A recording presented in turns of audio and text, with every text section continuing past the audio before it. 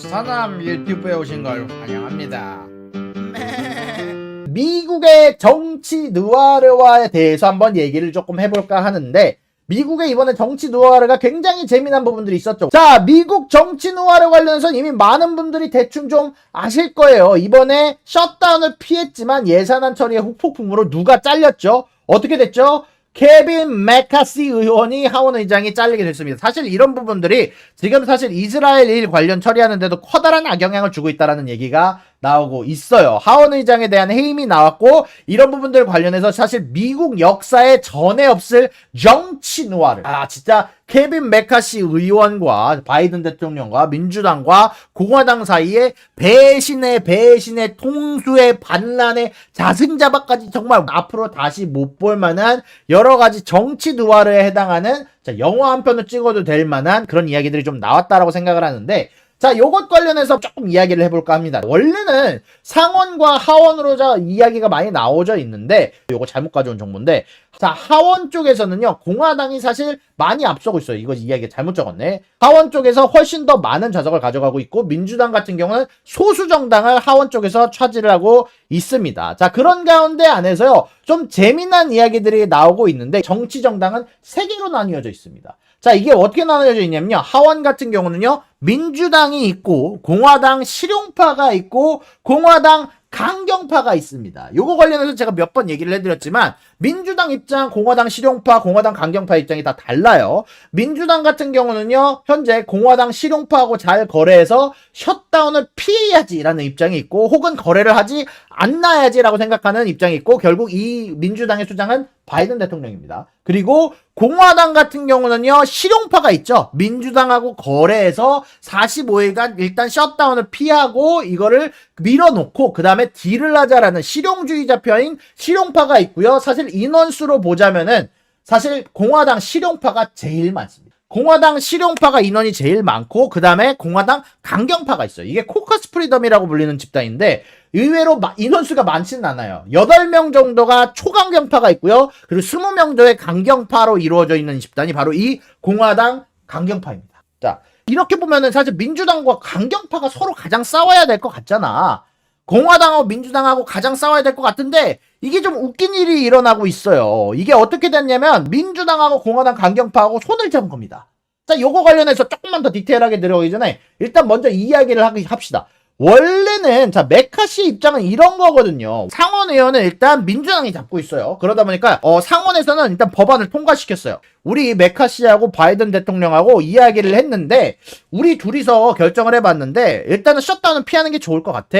그러니까 하원에서 니네들이 결정해라고 얘기를 하면서 상원에서는 공을 일단 하원으로 밀었어. 우리가 임시 예산안 45일간의 예산안을 편성을 하게 되면서 지금 당장 우리가 걱정할 부분들을 좀 밀어놓자라는 얘기를 일단 상원에서는 그냥 집어놨는데, 문제는 메카시가 지금 현재 하원 의장이거든요. 근데 이런 부분들 관련해서 지금 어땠느냐, 왜 하원 의장 쪽에서는 일단 얘네들이 이걸 받을 수도 있고 안 받을 수 있어. 왜냐, 메카시가 리드를 하는 공화당 실용주의자가 인원이 제일 많다라고 얘기를 했기 때문에 사실 이걸 통과시키고 안 통과시키는 건 하원 입장에 달려 있었단 말이에요. 원래는 메카시가 이걸 반대하는 순간, 야, 상원 니네가 통과시켰지만 우리 임시 예산안 통과 안 시킬 거야 라고 얘기를 하면 셧다운을 가는 대신 하원 의장직을 유지를 할 수 있었어요. 자, 그렇다면 딜을 받으면 어떻게 될까요? 민주당하고 이제 케빈 메카시하고 서로 거래를 통해서 만들어진 임시 예산안을 통과시키게 되면 정부가 셧다운을 모면하게 되지만 축출 가능성은 올라가게 됩니다. 하원 의장직에서 쫓겨날 가능성이 높아지게 돼요. 왜? 애초에 메카시 의원이 생각보다 지지 기반이 완벽하지가 않아요. 메카시 의원 같은 경우는요, 15번의 투표로 당선된, 정말 고난을 뚫고 당선된 하원 의장입니다. 공화당에서 가장 지지율이 높기는 했지만 강경파 8명, 20명에 해당하는 인원들이 이 케빈 메카시를 지지해주지 않으면 민주당 인물이 당선되게 된단 말이에요. 그러다 보니까 어떻게 됩니까? 이 메카시 의원이 이 당선이 되기 위해서 조금 무리한 공약들을 강경파하고 했고, 실질적으로 이런 부분들이 어떻게 보면 메카시의 약점 아닌 약점이 된 경우가 굉장히 많았단 말이에요. 그러다 보니까 이 쫓겨날 가능성이 이번에 만약에 셧다운을 안 하게 되면 강경파들이 결국 메카시에 대한 지지를 철회하게 되면서 전체적으로 쫓겨날 가능성이 굉장히 올라가게 됐는데, 여기서 메카시는 선택을 할 수밖에 없죠. 어떻게 하게 되냐? 메카시 같은 경우는 셧다운을 피하는 대신 축출 가능성이 높아지는 것을 선택을 하게 됩니다. 자, 근데 이런 부분에 관해서 웃긴 건 민주당이 배신을 때려버려. 분명히 상원의원에서 통과를 시키면서 공화당하고 민주당하고 딜을 끝냈을 거 아니에요. 케빈 메카시하고 바이든 대통령하고 딜을 끝내고 거래를 끝내놨을 텐데 민주당이 이 예산안 통과시키지 않겠다의 투표를 하면서 공화당 실용주의자만의 투표가 집결이 되게 되면서 임시 예산안이 통과를 못했습니다. 이게 저저번 주 갑작스럽게 주중에 이 임시 예산안 투표에 대해서 투표를 했는데 민주당하고 공화당 강경파하고 팀을 합쳐서 야 우리 이거 반대하겠어 얘기를 하는 바람에 자 원래 통과가 못했어요. 자 그러다 보니까 케빈 메카시 의원이 어떻게 됐어요? 빡쳐가지고 이번에 주말 동안 우리 계속해서 하원에서 이걸 통과시키기 위해서 이야기를 진행하겠다. 너네들 집 못 가. 우리 계속 토론해야 돼 하면서 민주당 사람들을 여러모로 설득을 시켜서 주말 동안 통과를 시켰습니다. 주말 동안 통과를 시켜서 민주당과 공화당 실용주의자의 투표를 합쳐가지고 335명이 투표를 해서 통과가 됐었어요. 자 근데 사실 케빈 메카시 의원이 퇴출된다라는 얘기를 했고 웃긴 건 임시 예산안 자체가 민주당 입장에서는 사실 자기네들 말 들어주다가 생긴 문제란 말이에요. 그러다 보니까 공화당에서 이 실용주의자가 결국 민주당과 거래를 하다가 문제가 생긴 거기 때문에 만약에 케빈 메카시 의원이 퇴출이 될 경우 그 다음으로 오는 인물은 무조건 강경파 인물일 수밖에 없어요. 그리고 이미 인물들에 대한 얘기를 몇 번 해드렸지만 그 다음으로 이미 언급이 되고 있는 인물들이 스티브 스칼리스와 코커스 프리덤을 창립한 인원이 있는데 하여간 양쪽 다 강경파예요. 다음에 오는 인물은 무조건 강경파가 될 수밖에 없어요. 그러다 보니까 민주당은 더 딜하기가 어려워지고 거래하기가 어려워지는 새로운 인물이 하원의장으로 올 수밖에 없단 말이에요.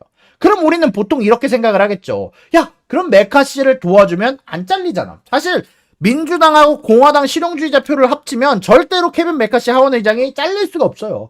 메카시를 축출하고자 하는 인물은 전체적으로 8명밖에 없습니다. 자 그러다 보니까 공화당 대부분이 메카시를 지지하고 민주당까지 지지만 해준다면 하원의장직에서 잘릴 우려가 전혀 없는 게 메카시였어서 사실 이런 부분들 관련해서 메카시와 민주당이 딜을 할 거다라는 의견이 많은데 이거는 보통 우리들의 생각이고 임마라고 하면서 민주당은 모든 사람들의 뒤통수를 치게 되면서 의외로 공화당 강경파 8명 무튼 게이츠 의원이 이렇게 축출을 주도를 해가지고 216표 민주당과 공화당 강경파가 힘을 합치게 되면서 EJ 전략 그쵸 EJ 전략을 통해서 혹은 적의 적은 나의 친구 공독의 적이 생기면 친구가 된다 의외로 가장 싫어할 것 같은 두 사람이 힘을 합쳐서 결국 메카시 의원을 쫓아내게 됩니다. 자 그리고 요거에 관련해서 이유를 발표하긴 했어요. 뭔 얘기를 했냐? 민주당은 케빈 메카시 의원을 도울 의무가 없다. 공화당에서 일어난 일은 자기가 처리해야지 민주당은 여태까지 항상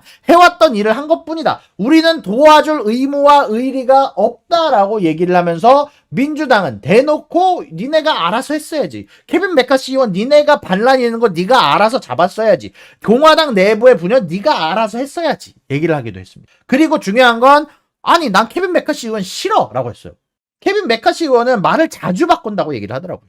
너무나 실용주의자 입장이다 보니까 강경파 입장을 대변할 때도 있고 중도파 입장 대변할 때고 우리랑 딜할 때도 있는데 이거를 우리가 널 믿을 수가 없다. 케빈 메카시 의원은 믿을 수가 없는 존재다라고 얘기를 하면서 너네 일은 공화당 일은 니네가 알아서 새로운 인물을 뽑아라 라고 얘기를 하면서 민주당은 저를 돌렸고요. 그리고 원래 메카시 의원이 15번 만에 당선된 인물이 바로 이 메카시 의원입니다.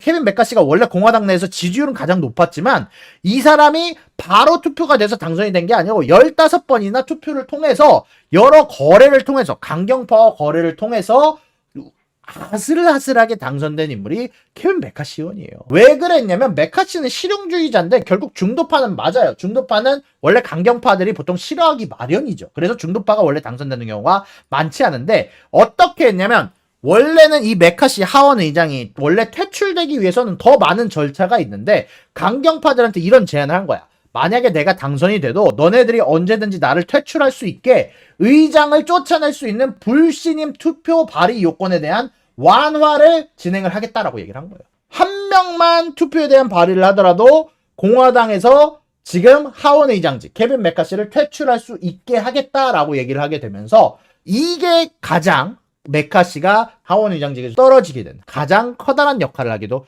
했습니다. 결국 게이츠 의원이 혼자서 발의를 했고 앞으로 우리 메카시 의원을 쫓아내야 된다라고 발의를 했고 거기에 대한 추가적인 뭐 요건 없이 발의가 된 상태에서 투표가 들어가게 됐고 더 이상 민주당을 설득할 기회도 없이 퇴출이 아주 신속하게 진행이 되면서 정치 누아르가 끝나게 되죠. 자, 이걸 뭐라고 하냐? 자승자박이라고 하죠. 자승자박이라고 하죠. 자, 뭐 결론적으로는 퇴출 요건을 완화하고 못 믿을 상대방과 거래를 한 것, 그리고 민주당의 뒤통수, 적의 적은 친구 이런 부분들이 합쳐져서 인생은 실전 누아르다 라고 얘기가 진행이 되면서 모든 이야기가 마무리가 됐습니다. 구독과 좋아요는 사랑입니다, 여러분. 유사남의 구독과 좋아요를 눌러주세요. 그리고 여기 있는 비디오도 여러분들을 위해 준비한 거니까 여러분들이 항상 살펴봐 주시면 감사하겠습니다.